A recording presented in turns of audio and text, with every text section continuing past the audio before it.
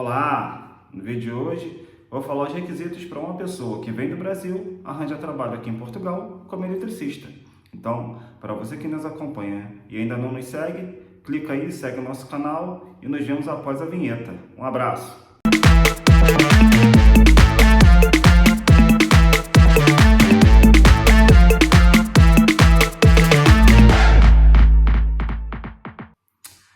Olá! Então vamos lá, como prometido, né? Esse vídeo é um vídeo assim que eu acho que não é do tipo de vídeo que eu gosto mais de fazer, mas mediante as perguntas que inundam lá o canal e muitas das vezes também o canal da Elétrica, que eu vejo lá no Telegram as pessoas perguntando, né?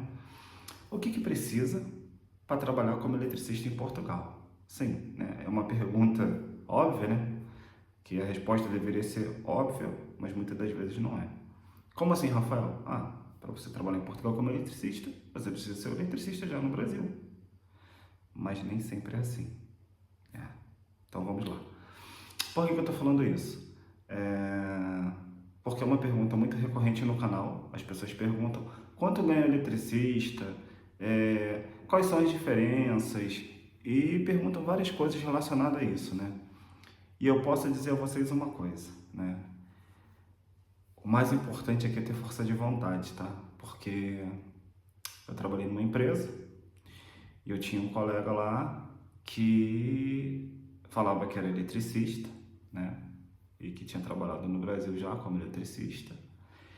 Mas assim, na verdade ele não sabia fazer nada. Eu acho que ele nunca tinha nem trocado uma tomada na casa dele, tá? E o que acontecia? Tudo que ele fazia, tudo que ele tinha que ligar, ele me perguntava como é que ligava, né? Então eu ia sempre explicando a ele, tal. Ele não era como eletricista, né? Ele era como um ajudante, mas ele veio para a empresa falando que trabalhava como eletricista, né? Então todas as ligações, depois que a gente fazia a primeira, a segunda e a terceira depois com ele desenvolvia o trabalho, né? É uma pessoa muito esforçada, mas na verdade ele não tinha o conhecimento, né? Não sabia fazer cálculos nem nada. Então, assim, era uma coisa que, ao mesmo tempo, para ele foi uma boa oportunidade, mas para a empresa também não foi tão bom, porque tinha obras que tinha que deixar, às vezes, ele sozinho e às vezes ele não sabia desenrascar, entendeu? Da mesma forma que em algumas obras eu chegava e falava com o meu patrão assim, como é que quer que faça a montagem? Por onde? Comece? Tal, pronto. Depois disso ele falava, faz isso, isso e isso, e depois eu desenrascava. Tinha lá os cabos, tinha tudo, eu já sabia para que tinha que usar tudo, só que ele muitas das vezes, iluminação, eu coloco que cabo, tomada e tal, a tomada da cozinha. Então a gente tinha que sempre, né, dar uma assessoria. Mas o que eu quero dizer com isso? É que muitas das vezes perguntam assim, meu curso tem validade aí? Né? Tudo tem, né? Você tem que fazer a certificação do seu curso e pronto, você já pode até assinar projetos e tal. Só que, muitas das vezes, você chega aqui, o seu primeiro emprego não vai ser numa empresa que faz exigência da sua carteira, né? Então, às vezes, você não vai ganhar o que uma pessoa já que com a carteira que ganha, né? Eu, por exemplo, hoje eu não tenho a certificação, né? Eu tinha que fazer o curso, não consegui ir, e agora vai abrir uma vaga agora, se eu não me engano, para setembro ou outubro, onde eu vou fazer o curso e vou fazer lá a certificação, né? Vou assistir aulas e depois faço a prova e pronto, né? Então, assim, é coisa... E eu tava vendo assim, perguntando pro rapaz que tá lá fazendo pra mim, eu falei assim, pô, mas é muito difícil, né? Que tem muito tempo que eu fiz o curso no Brasil e tal. Não, ele me mostrou lá o painel, como é que é, né? Você vai ligar aqui uma tomada, vai ligar uma iluminação, vai ligar 2 disjuntores no quadro e pronto, e você já consegue, né? Só que assim, eu não fiz ainda porque eu não tive tempo. E as pessoas me perguntam muito isso, ficam, né, muitas das vezes curiosas em relação a isso. A única coisa que isso muda em relação, muitas das vezes, e dependendo de algumas empresas, é em relação ao salário, tá? Quando a empresa não te conhece e tal. Mas depois, se você arranjar um emprego numa determinada empresa e tiver lá e eles virem do que você é capaz, o curso já não faz nem mais diferença.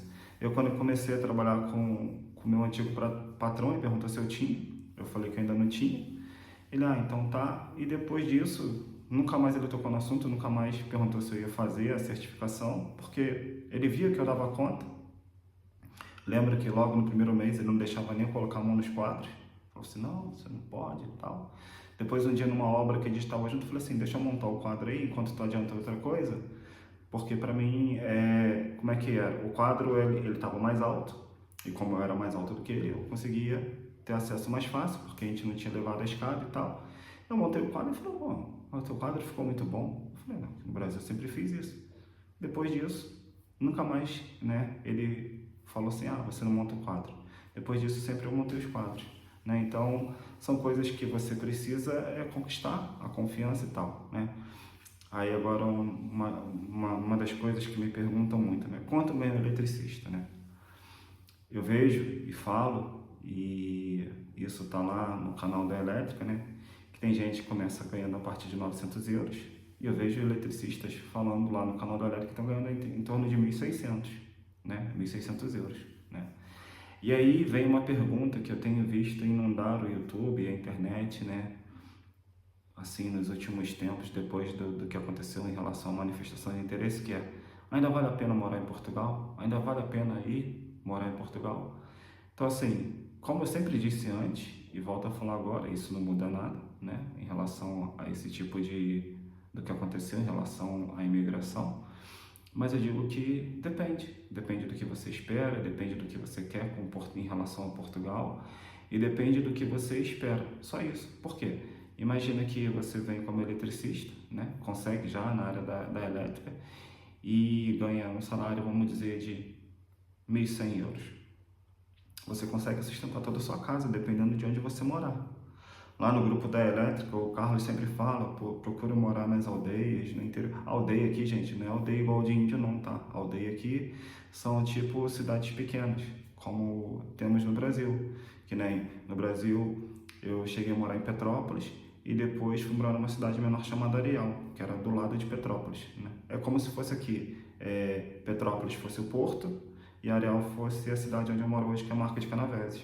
A proporção de habitantes é mais ou menos igual, né? O Porto tem 300 e tal mil, se eu não me engano, e Petrópolis também tinha 300 e tal mil, e Marca de Canaveses tem 30, 40 mil, e Areal tinha mais ou menos isso também. Então é somente isso. O pessoal fala que é interior no Brasil, e aqui fala que é aldeia. Então você morando numa aldeia, ganhando um salário de 1.100, você consegue... se for uma pessoa, né, controlada, consegue manter toda a sua casa, e a sua esposa, se vier trabalhar, o dinheiro dela só para ela precisa juntar. Então ainda vale muito a pena, porque eu fico, né, imaginando, eu tenho a esposa e 2 filhas, né? E aqui eu trabalho, o dinheiro da Verônica relacionado a produtos e tal, é tudo para ela comprar mais produtos e fazer as coisas aqui para ela, né? Mas uma pessoa que vem, o esposo trabalhando e a esposa trabalhando, o dinheiro da esposa pode ser só para juntar, né? E imagina que em 12 meses, você juntando 700 euros, dá 8.400 euros. Se a pessoa tiver um contrato de trabalho legal, né, a esposa, né, ela vai ter não 12, vai ter 14, né? Então 14 vezes 700 dá quanto? 7 vezes 4, 28, dá 9.800, né? Então assim, 7, isso, 9.800. Então a pessoa consegue juntar por ano, né? Se for bem regradinho, 9.800 euros. Imagina uma pessoa que está aqui há 5 anos, né, juntando, né, 10.000 euros por ano, né, mais ou menos nessa proporção, e saiu do Brasil sem casa própria, saiu do Brasil muitas das vezes sem ter uma liberdade. Com 5 anos, se ela quiser comprar uma casa no Brasil de 250 mil reais, ela consegue. E não é uma casa difícil, né? E não é uma casa ruim, né? Mas Rafael, por que você fala comprar uma casa no Brasil? Porque tem muita gente que vem para cá, para Portugal, e não quer ficar aqui em Portugal, né? Ou comprar uma casa aqui de 50 mil euros também consegue, né? Aqui nas aldeias tem casa a partir de 70 mil. Pega 50 mil, dá de entrada no banco e financia os outros 20 mil. Se ela for uma pessoa continuar assim, mais 2 anos, ela junta 10 mais 10, ela pagou a casa. Em 7 anos ela consegue conquistar um bem, que muitas das vezes no Brasil, quando a pessoa sai do Brasil, não tem, mora de arrendamento ou de aluguel, né? Então, assim, aqui em Portugal eu continuo vendo como um país de muitas oportunidades, né? A principal que eu vejo aqui, a principal vantagem de Portugal é ser um país assim muito pacífico, né? Eu não tenho medo de ir a Verônica, sair com as meninas e não tenho medo nenhum. Não estou dizendo que nunca vai nada acontecer, eu espero que não, mas se um dia acontecer, é porque era uma fatalidade e algo que tinha que acontecer, não é algo rotineiro, né? Então, quando as pessoas me perguntam sobre Portugal, né, eu recebo muita mensagem no meu Instagram, eu quase não consigo responder as pessoas, né? E as pessoas perguntam assim, Rafael, as diferenças em relação às instalações e tal. Eu estou fazendo ali deixa eu até ver se eu consigo virar ali, ó. Estou fazendo ali aquilo ali para conseguir tentar mostrar um pouco das diferenças. Só que o que acontece? Eu ainda não consegui comprar aparelhagem. Eu tive que gastar um dinheiro agora com algumas coisas, então não consegui comprar aparelhagem para colocar ali para fazer os testes, né? Para mostrar como é que faz as ligações e tal. Eu ainda não consegui. Mas eu creio que no decorrer do mês aí, do final do mês e início do outro, eu já consigo fazer essa parte de montagem. E aí, na hora das montagens, a gente vai discutir algumas regras, por que é feita dessa forma, por que é feita de outra. Eu vou também começar agora a inserir muito conteúdo relacionado ao AVAC, porque eu acho que é uma área aqui que vale muito a pena você se dedicar, né? E quando eu falo se dedicar vim no Brasil já com curso de instalação de ar-condicionado, de gases fluorados. Você que está no Brasil, né, sempre me perguntam isso. Ah, Rafael, vale mais a pena fazer um curso aí do que fazer aqui. Eu, muitas das vezes, sempre falei, bati na tecla que vale muito fazer um curso aqui. Mas o mais interessante é você já chegar do Brasil com alguma noção. Por quê? Você já começa a trabalhar na área e faz o curso aqui, um pós-laboral. Então, assim, são coisas que com o tempo eu fui vendo, né? Antigamente eu falava, não, faz o curso aqui porque o teu curso aqui ele é reconhecido em toda a União Europeia. Sim, mas o que adianta você chegar aqui e começar a trabalhar numa área que não seja sua, na elétrica, né, no caso, para quem quer vir para trabalhar na elétrica, e chegar aqui, você não trabalhar nisso, e às vezes, dependendo do seu trabalho, você não consegue fazer o curso da elétrica, você chega aqui e não consegue nem trabalhar na elétrica. Então já vem com uma noção, né? Já vem com alguma coisa, nem que seja só teoria, né? Que nem eu costumo dizer lá no Brasil, né? Eu lembro que quando eu comecei a trabalhar com a elétrica, eu não tinha trabalho, eu ia para as obras com meu tio, que ele era instalador de antena parabólica, e toda a instalação que ele ia fazer tinha alguma coisa de elétrica. E aí eu ajudava ele, sabe? Mesmo que eu não ganhasse nada, eu ia com ele. Então esse é um conselho para vocês que eu dou, sabe? Ter a oportunidade de ajudar alguém, ajudar um amigo, ajudar um conhecido, um parente. Se você não tem a prática, vai e faz, entendeu? Se você fala assim, ah, Rafael, mas eu não consigo, beleza, vai pegar a prática aqui, né? Aprende a fazer cálculo para ver o diâmetro do fio a usar, em qual tipo de circuito, aprende a fazer esses cálculos, porque daí chega aqui é tudo muito mais fácil. Eu lembro que uma vez eu estava montando um quadro, né? Montei um quadro, eu lembro que a alimentação dele era de 6 milímetros, e depois nós tínhamos, no quadro tínhamos só disjuntores de 16 e somente um de 20 e tal. E aí, né, me pediram para me ligar uma empilhadeira nesse quadro, né, um carregador de empilhadeira.